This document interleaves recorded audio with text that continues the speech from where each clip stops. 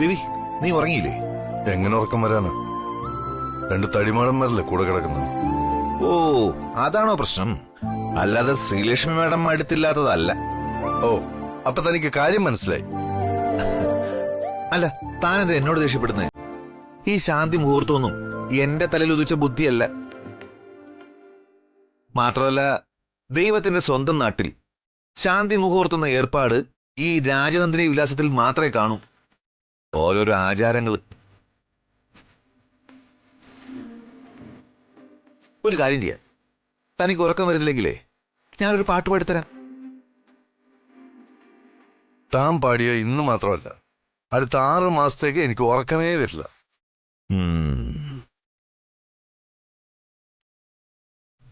എങ്കിൽ ഹണിമൂണിന് എവിടെയൊക്കെ പോകണമെന്ന് പ്ലാൻ ചെയ്യാൻ.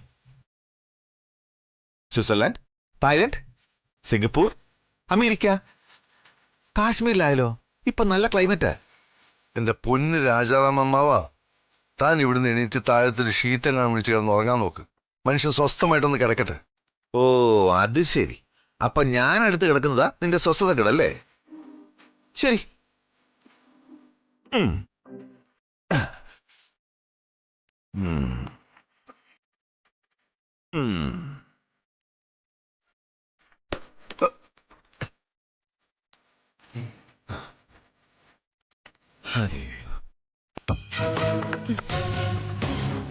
ശ്രീലക്ഷ്മി എവിടെ പോയി? സാന്ദ്ര, സാന്ദ്ര, സാന്ദ്ര, എന്താ? അതെ, ശ്രീലക്ഷ്മി കാണാനില്ല. ശ്രീലക്ഷ്മി ഇത് എവിടെ പോയി? എന്നോടാണോ ചോദിക്കുന്നത്? തന്നെയല്ലേ മാത്രമല്ല ഉത്തരവാദിത്തത്തോടെ ഏൽപ്പിച്ചത്. എന്നിട്ട് പോത്തുപോലെ കിടന്നുറങ്ങുന്നതാണോ ഉത്തരവാദിത്തം? എഴുന്നിട്ട് പോയി അന്വേഷിക്ക. ഓ,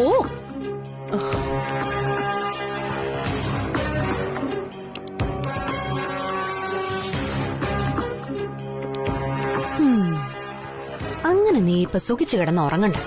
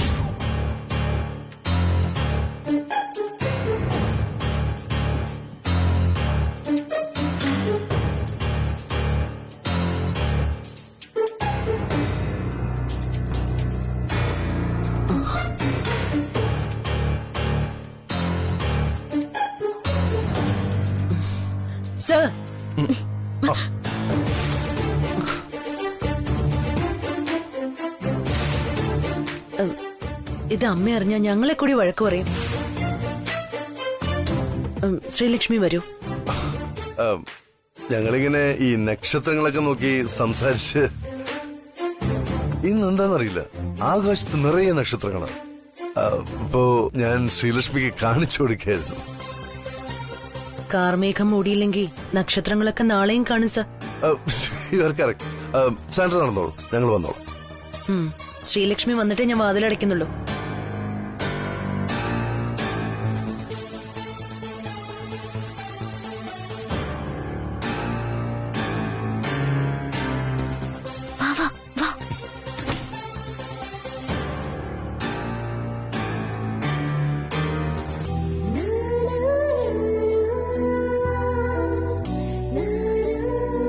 സാറ് ശരിക്കും ചമ്മിയല്ലേ?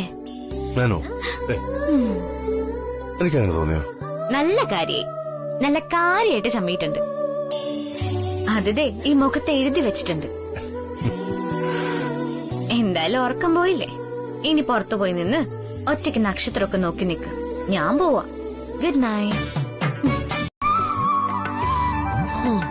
ഹലോ മാഡം,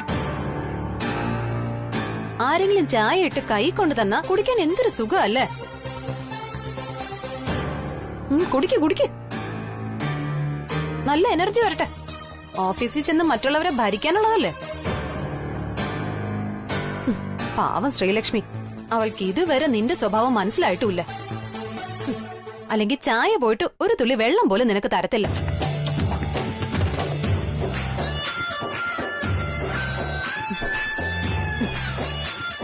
അല്ല, നിനക്ക് ഈ ചായ ഉണ്ടാക്കുന്നത് എങ്ങനെയാണെന്ന് അറിയാമോ? എവിടെന്ന് ഒരു വീട്ടിലെ കാര്യങ്ങൾ നോക്കാൻ അറിയാമോ? എന്തിന് ചൂലെടുത്ത് മുറിക്കകത്തൊന്ന് തൂക്കാനെങ്കിലും അറിയോ നിനക്ക്? അണിഞ്ഞൊരുങ്ങി 3 നേരവും മൃഷ്ടാനം ഭുജിക്കാൻ മാത്രം അറിയാം. കല്യാണം കഴിഞ്ഞ് പുതുപ്പെണ്ണ് വീട്ടില് താമസവുമായി. ഇനിയെങ്കിലും ഒന്ന് പൊറ്റിയുടെ എവിടെന്ന്. കഷ്ടം.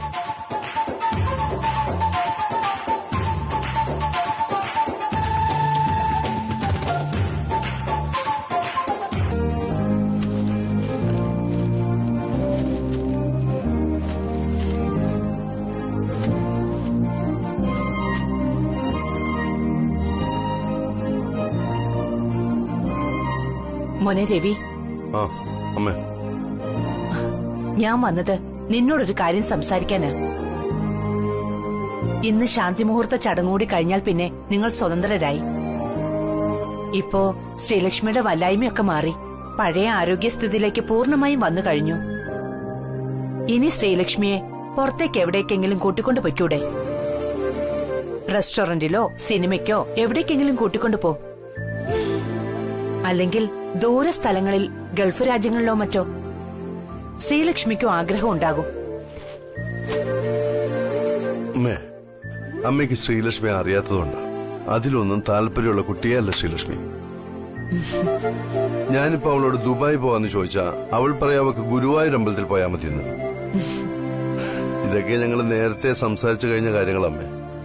അതവളുടെ അന്നത്തെ സാഹചര്യം കൊണ്ടാവും. മാത്രമല്ല, അതൊക്കെ വിവാഹത്തിന് മുമ്പല്ലേ രവി? പെൺകുട്ടികളുടെ ജീവിതത്തിലേക്ക് ഭർത്താവ് കടന്നു വന്നു കഴിഞ്ഞാൽ അവർക്ക് പുതിയ പുതിയ ആഗ്രഹങ്ങളൊക്കെ ഉണ്ടാവും. പക്ഷേ അവരത് തുറന്നു പറയില്ല എന്ന് മാത്രം.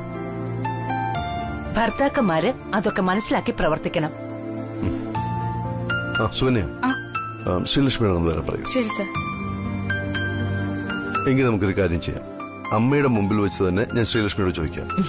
ശ്രീലക്ഷ്മിയുടെ ആഗ്രഹം എന്താണോ അതുപോലെ തന്നെ ചെയ്യും. ഓക്കെ?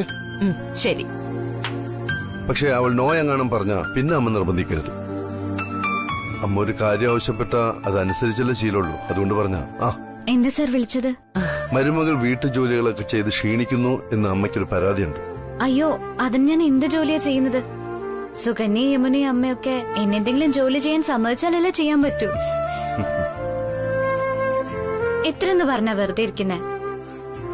ഞാനുടനെ ഓഫീസിലേക്ക് പോയാലോന്ന് ആലോചിക്കുന്നത്. അതൊക്കെ നമുക്ക് പിന്നീട് തീരുമാനിക്കാം. ഞാൻ രവിയോട് പറയായിരുന്നു മോളെയും കൂട്ടി എവിടേക്കെങ്കിലും ഒരു ഔട്ടിങ്ങിന് പോകാൻ. രവി റെഡിയാ. മോൾ എന്തു പറയുന്നു?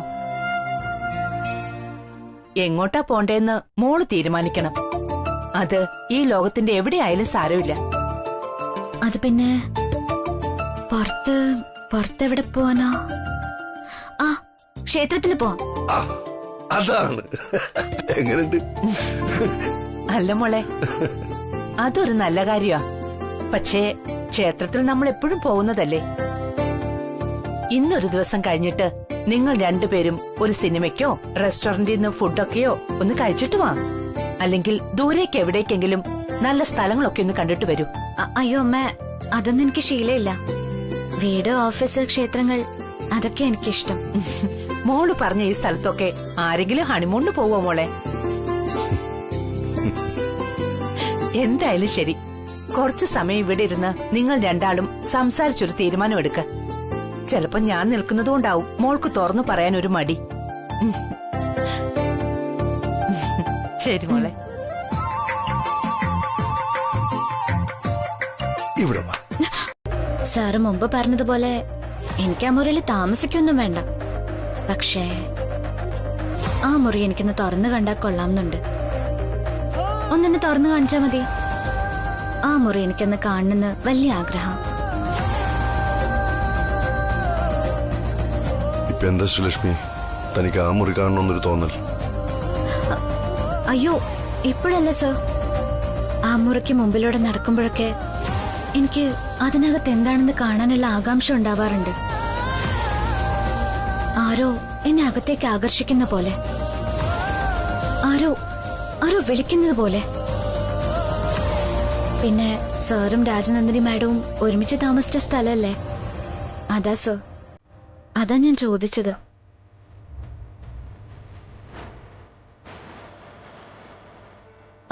സാറിന് ഇഷ്ടമല്ലെങ്കിൽ വേണ്ട സർ. ഇഷ്ടമില്ലാത്തതുകൊണ്ടല്ല ശ്രീലക്ഷ്മി. ആ മുറി കേവലം 4 ചുവരുകൾ കൊണ്ട് മറച്ചു വെച്ച സാധാരണ മുറിയല്ല. അവിടെ രാജനന്ദിനിയുടെ ഓർമ്മകൾ ഉറങ്ങുന്നുണ്ട്. ഉത്തരം ലഭിക്കാത്ത ചോദ്യങ്ങൾ എനിക്കുണ്ടാവുമ്പോൾ സമാധാനത്തിനായി ഞാൻ ആ മുറിയിൽ കയറിയിരിക്കാറുണ്ട്. ഇനി എനിക്കങ്ങനെ ഒരു അവസരം ഉണ്ടായാൽ എനിക്ക് നീയുണ്ട്. എല്ലാ ചോദ്യങ്ങൾക്കും ഉത്തരവായി നീ വന്നില്ല.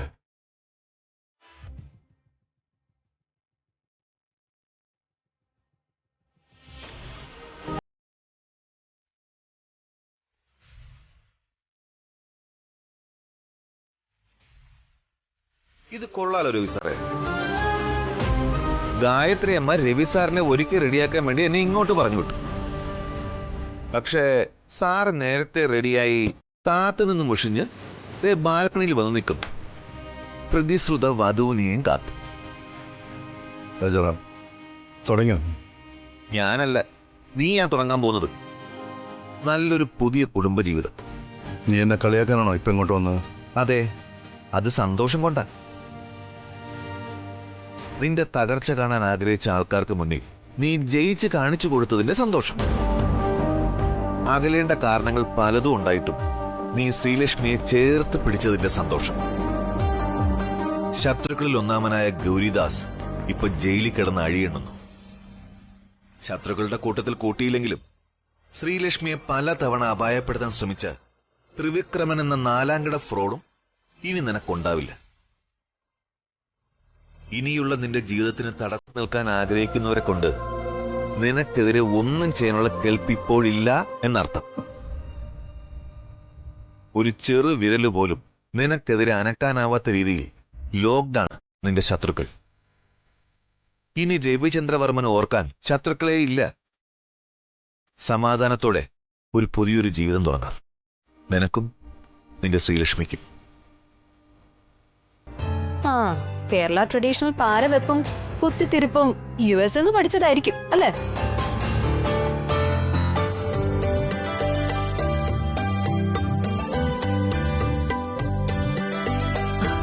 രേഖ, മധുരല്ലോ എന്തായി?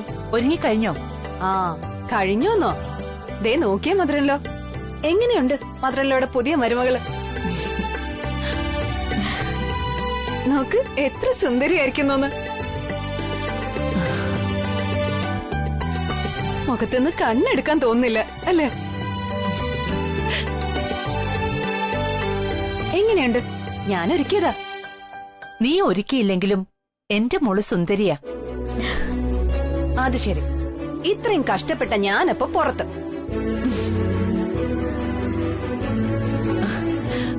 ദീർഘസുമംഗലി ഭവ. മോൾക്ക് എന്റെ ആശീർവാദം എപ്പോഴും ഉണ്ടാവും. ദേ, ഒരു കാര്യം അമ്മ മോളോട് നേരത്തെ ആവശ്യപ്പെടുകയാ. ഉടനെ തന്നെ അമ്മയുടെ കയ്യിൽ മോൾ ഒരു പേരക്കുട്ടിയെ തരണം. എന്താ മദറിലോ ഈ പറയുന്നത്? ബ്രദറിലോയും ശ്രീലക്ഷ്മിയും കുറച്ചു നാള് ലൈഫൊക്കെ ഒന്ന് അടിച്ചു പൊളിച്ചിട്ട് പോരെ അതിനെ കുറിച്ചൊക്കെ ചിന്തിക്കുന്നത്. അപ്പൊ പിന്നെ ഒന്നാക്കണ്ട, 2ഓ 3ഓ ഒക്കെ ആവാലോ, അല്ലേ ശ്രീലക്ഷ്മി? മാഡം, പാല്.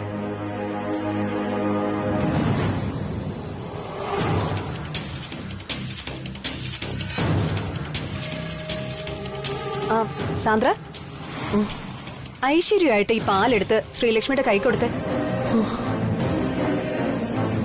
എന്താ, എന്തെങ്കിലും ബുദ്ധിമുട്ടുണ്ടോ?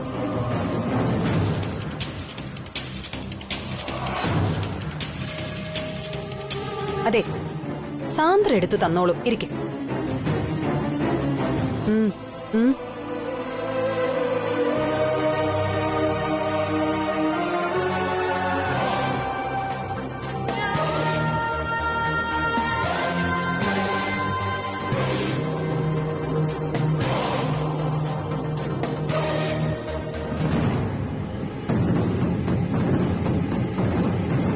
അപ്പൊ ചുരുക്കി പറഞ്ഞ എല്ലാം നിന്റെ കയ്യിൽ നിന്നും ശ്രീലക്ഷ്മിയുടെ കയ്യിലെത്തി. ഞാൻ പറഞ്ഞത് പാൽ ഗ്ലാസിന്റെ കാര്യ. ബ്രദറിലോയെ മുറിയിൽ നിന്നെയും കാത്തിരിക്കുക.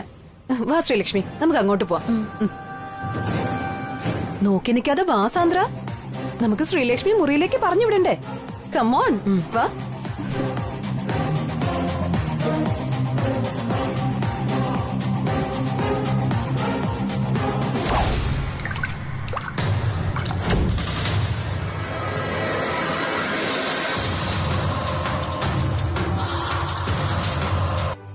ഹലോ,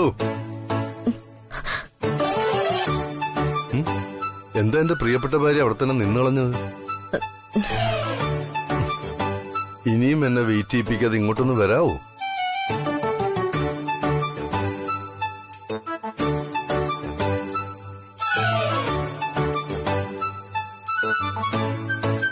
ആ, ഇങ്ങനെയാണെങ്കിലേ എന്റെ അടുത്ത് എത്തുമ്പോഴേക്ക് നേരം വെളുക്കുമെന്നാ തോന്നുന്നത്. ആഹാ, ഇതെന്താ സോഷ്യൽ ഡിസ്റ്റൻസിംഗാ? ഇത് ശരിയാവൂല.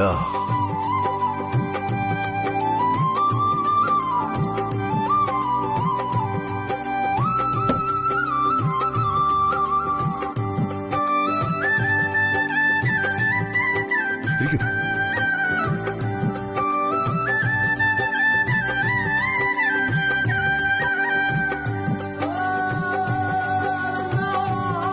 സർ,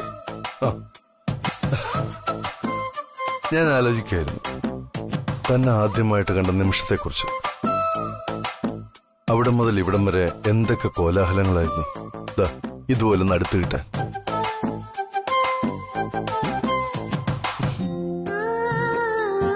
നാണം അല്പം ഓവറാണോ എന്നൊരു സംശയം. അല്ല, അത് നല്ലതാണ്. ആദ്യ രാത്രി പുതുമണവാട്ടി പാൽ ഗ്ലാസ് ഒക്കെയായി പൂവൊക്കെ വെച്ച് മണിയറയിൽ കാത്തിരിക്കുന്ന തന്റെ പുരുഷന്റെ അടുത്തേക്ക് വരുമ്പോ കുറച്ച് കൂടുതൽ നാണമാകാവുന്നതാണ്. ഇതുപോലുള്ള നാണത്തിൽ നിന്നാണ് പലരുടെയും ആദ്യരാത്രിയുടെ തുടക്കം. ഇതിപ്പോ സംസാരിച്ച് നേരം വിളിക്കുന്ന ലക്ഷണമാണ്. അതുകൊണ്ട് ഇനി സംസാരിക്കില്ല. ഒരു പുരുഷനെ സംബന്ധിച്ചിടത്തോളം അവൻ എന്നും ഓർമ്മിച്ചു വെക്കാൻ പറ്റുന്ന ഒന്നാണ് ഒരു പെണ്ണിന്റെ ആദ്യ ചുംബനം. അത് സ്വന്തം ഭാര്യയാകുമ്പോൾ അതിന് പ്രത്യേകതകൾ ഏറെയാണ്.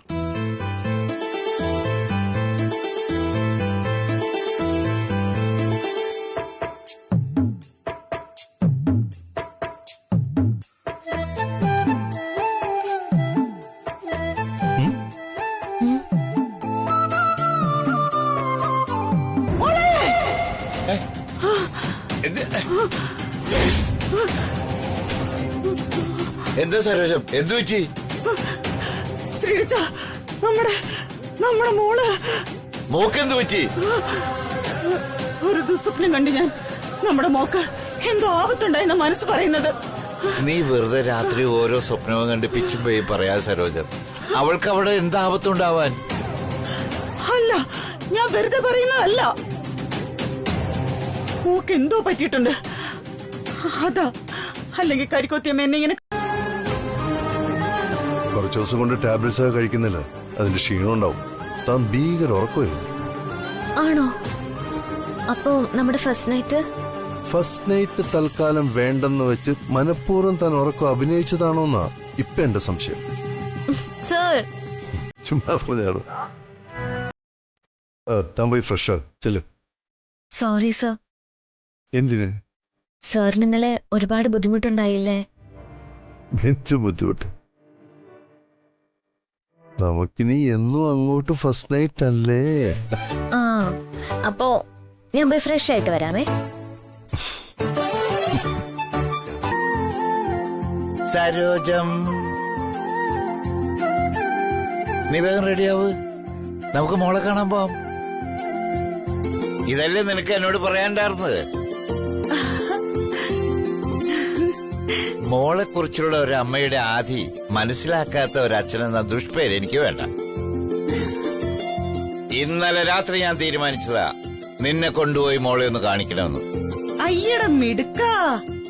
സത്യം പറ ശ്രീടച്ച, അതുകൊണ്ട് മാത്രമാണോ നിങ്ങൾ എന്നെ കൊണ്ടുപോകാൻ സമ്മതിച്ചത്? എനിക്കറിയാം, എന്നെക്കാളും മോളെ കാണാനുള്ള ആഗ്രഹം നിങ്ങൾക്കാണ്. എന്നിട്ട് അത് എന്റെ തലയെ കൊണ്ടുവയ്ക്കുന്നു, അതല്ല സത്യം? ആ അതിന് സത്യമില്ലാതില്ല. നീ കൂടി പറഞ്ഞപ്പോ എനിക്കും ഭയങ്കര ആഗ്രഹം മോളെ ഒന്ന് കാണണമെന്ന്. അവള് പോയിട്ട് ഇപ്പൊ 2 ദിവസം ആയുള്ളെങ്കിലും 2 വർഷമായ പോലെയാ. മാത്രല്ല ഇന്ന് അഷ്ടമിയല്ലേ, അതും മോൾ ആ വീട്ടിലേക്ക് ചെന്ന് കയറിയിട്ടുള്ള ആദ്യത്തെ അഷ്ടമി. വയ്യാതെ വല്ലോ ആയാലോ, കരിക്കുത്തിയമ്മയുടെ കുങ്കുമം തൊടിച്ചിട്ട് കൂടെ വരാലോ. എന്നാ പിന്നെ നീ ഇനിയും നിന്ന് കഥാപ്രസംഗം നടത്താതെ വേഗം പോകാനുള്ള വഴി നോക്ക്. അത് ശരിയാ, ഞാൻ മോക്ക് കൊണ്ടുപോകാന് വേഗം ഇത്തിരി പലഹാരം ഉണ്ടാക്കട്ടെ. അപ്പോഴേക്കും നിങ്ങൾ പോയി കുളിച്ച് റെഡിയാവാൻ നോക്ക്. ഓഹോ, ശ്രീലക്ഷ്മി ഓഫീസിലേക്ക് വരുന്നില്ലമ്മേ. അതെന്താ സർ, ഞാനും വരാം ഓഫീസിലേക്ക്. താൻ വീട്ടിലേക്ക് വന്നതല്ലേ ഉള്ളൂ. 2-3 ദിവസം വീട്ടിലുണ്ടായാലേ ഇവിടുത്തെ അന്തരീക്ഷമായിട്ട് തനിക്കൊന്ന് ഇണങ്ങാൻ പറ്റൂ. അതല്ല സർ, ഞാനും. ശ്രീലക്ഷ്മി, കല്യാണ തിരക്കുകളൊക്കെ കഴിഞ്ഞ് അമ്മയും ഒന്ന് ഫ്രീ ആയതിപ്പോഴാ. താൻ അമ്മയോടൊപ്പം അല്പം ടൈം സ്പെൻഡ് ചെയ്യും. ശരി സർ. അങ്ങനെ വീട്ടിലിരുന്ന് ശീലിച്ച ശ്രീലക്ഷ്മിക്ക് ഓഫീസ് വർക്ക്സിലെ ടച്ച് പോവില്ലേ ബ്രദറല്ലോ? അങ്ങനെയൊന്നും ഇല്ല നെത്തിക്കുട്ടി. വീട്ടിലാണെങ്കിലും ഓഫീസ് റിലേറ്റഡ് വർക്കുകൾ ശ്രീലക്ഷ്മിക്ക് ചെയ്യാലോ. അത് ശരിയാ, ശ്രീലക്ഷ്മി വർക്കഹോളിക് ആണല്ലോ. എപ്പോ വേണേലും ഓഫീസിൽ പോയി ജോലി ചെയ്യാം. ശ്രീലക്ഷ്മി വേഗം പോവാൻ നോക്ക് കേട്ടോ, അല്ലെങ്കിൽ വീട്ടിലിരുന്ന് ക്ലാവ് പിടിക്കും. വാ രഘു, നമുക്കിറങ്ങാം. എന്നെ ബ്യൂട്ടി പാർലറിൽ ഒന്ന് ഡ്രോപ്പ് ചെയ്താൽ മതി. വാ. ശരി. രവി, ഒരു മിനിറ്റ്, എനിക്കൊരു കാര്യം പറയാനുണ്ട്. സാന്ദ്ര ഫ്ളാറ്റിലേക്ക് ഷിഫ്റ്റായി. ഞാൻ ഒരുപാട് നിർബന്ധിച്ചു നോക്കിയെങ്കിലും കൂട്ടാക്കിയില്ല. അതിരാവിലെ തന്നെ ലഗേജുമായി ഇറങ്ങിപ്പോയി. അതെന്താ അമ്മേ, ആരോടും പറയാതെ സാന്ദ്ര മാഡം പോയത്? എന്നോട് പോലും ഒരു വാക്ക് പറഞ്ഞില്ലല്ലോ. പെട്ടെന്ന് ഇറങ്ങിപ്പോവാനും മാത്രം എന്താ വേണ്ടത്? അറിയില്ല രവി, എന്തെങ്കിലും കാര്യത്തിന് ഹേർട്ടായതാണോ അതോ ഇവിടെ എന്തെങ്കിലും അസൗകര്യം ഉണ്ടായതാണോ എന്നൊന്നും അറിയില്ല. ചോദിച്ചിട്ടൊന്നും പറഞ്ഞതുമില്ല. പക്ഷേ ആ കുട്ടി ആകെ വിഷമിച്ച ഇവിടുന്ന് ഇറങ്ങിപ്പോയത്. പോകാതെ പിന്നെ രേഖ കൊടുത്ത ടോർച്ചർ അങ്ങനത്തേതല്ലേ. എന്റെ അടുത്ത് പിടിച്ചു നിൽക്കാനൊക്കെ അവർക്ക് പറ്റുമോ? സാന്ദ്ര സാധാരണ അങ്ങനെ ക്വിക്ക് ഡിസിഷൻസ് ഒന്നും എടുക്കുന്ന ആളല്ലല്ലോ. സിറ്റുവേഷൻസ് ഇങ്ങനെ ക്വിക്കായി മാറിക്കൊണ്ടിരിക്കുമ്പോ ആരായാലും ക്വിക്ക് ഡിസിഷൻസ് എടുത്തു പോവും രഘു. അല്ല, സാന്ദ്രയുടെ ലൈഫ്, സാന്ദ്രയുടെ ഇഷ്ടങ്ങൾ. നമ്മൾ എന്തിനാ അതൊക്കെ ആലോചിച്ച് ടൈം വേസ്റ്റ് ചെയ്യുന്നത്? ഈ സാന്ദ്ര എന്ന് പറയുന്ന കക്ഷി ഒന്നാമത് ഒരു ഫാമിലിക്കകത്ത് ഒതുങ്ങി നിൽക്കുന്ന ആളെ അല്ല. ഒറ്റയ്ക്ക് ജീവിച്ചാണ് ശീലം. അങ്ങനെ ഒരാളെ എത്ര നാള് നമുക്ക് പിടിച്ചു നിർത്താൻ പറ്റും?